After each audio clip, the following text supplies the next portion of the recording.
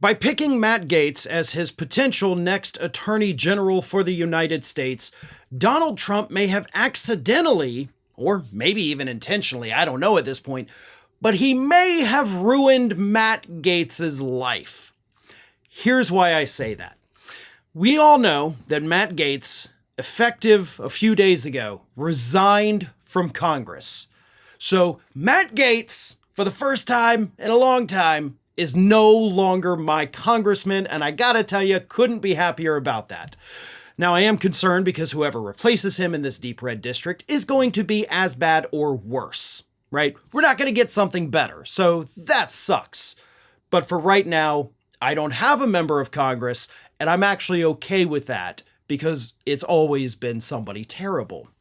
But either way, Matt Gaetz resigned so that the House Ethics Committee would not release that report on all of his horrible activities over the years, one of which, by the way, according to the attorney for a woman who spoke to the committee, said this: Mr. Gaetz's likely nomination as Attorney General is a perverse development in a truly dark series of events. We would support the House Ethics Committee immediately releasing their report. She was a high school student and there were witnesses. But by resigning, the House says we're not going to release the report. Now, they could, and in fact, maybe by the time you're watching this, maybe they have. I hope they do. There have been a lot of investigative reporters on social media sending out, their signal information, their, whatever private messaging apps they use, saying, hey, anybody want to leak it? I'll keep you anonymous. Just send it to me. Here's my info. So I think at least in some part, we're going to see this thing released. But that's just the tip of the iceberg. Matt Gaetz has spent years attacking Republicans in the Senate. And he's now trying to make nice with them, right? Trying to act like, no, I've always been your buddy. I totally didn't mean all those horrible things I said about you over the years, calling you all rhinos and ineffective and, spineless. That was, just locker room talk, I guess, right? But he's made a lot of enemies over there, and according to reports that came out on Friday, there are as many as 30 Republicans in the Senate right now who say that they are prepared to reject Gaetz. I don't think it'll be that overwhelming. I think the vote will be very close, and honestly, I'm not going to be surprised if they do still end up confirming him. But if they don't, Gaetz's career is likely over, at least for the foreseeable future. Because in one form or another, at least parts of that House Ethics Committee report will come out. They are not going to be able to keep that secret forever. So eventually, we will find out what is in it. And that is going to be devastating for Matt Gaetz. Not legally, of course.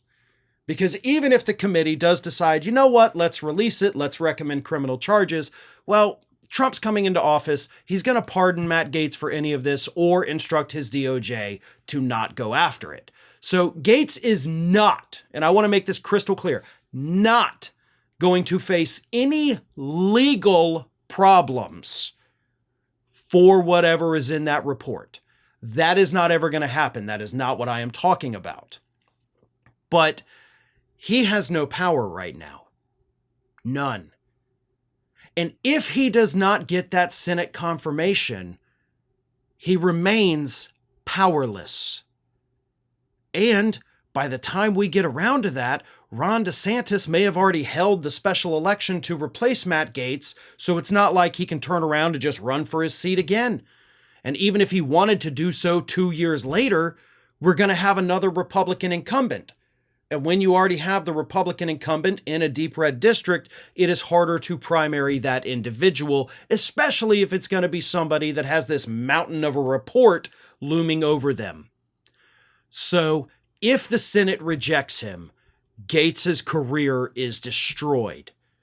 He'll still be fine. Don't worry. He's got a family fortune. He loves being in the media. He still has his podcast. He's not going away forever. And he's going to still be involved in politics in some way, but hopefully never again in an elected position or in an appointed position. Maybe he may just be relegated to sitting behind a microphone in front of a camera, right? I mean, that's what Gaetz wants to do anyway. He wants to be a pundit. He would rather be famous and not have to do all the work of being a member of Congress, so he'll end up, much like myself, doing this for a living, and I gotta tell you, it is kind of fun, especially when you get to talk about people that you despise so much, watching their lives be ruined, all because Donald Trump nominated you for a position. That is a lot of fun to talk about. And Matt will find that out eventually when he, too, just becomes another podcaster. Thanks for watching today, everybody. And don't forget, if you're not already, please do subscribe to this channel. We have fresh content going up every single day, and I would really hate for you to miss out on that. And speaking of missing out, if you're not following me across all other social media outlets, then get on it. You can follow the links in the description of this video.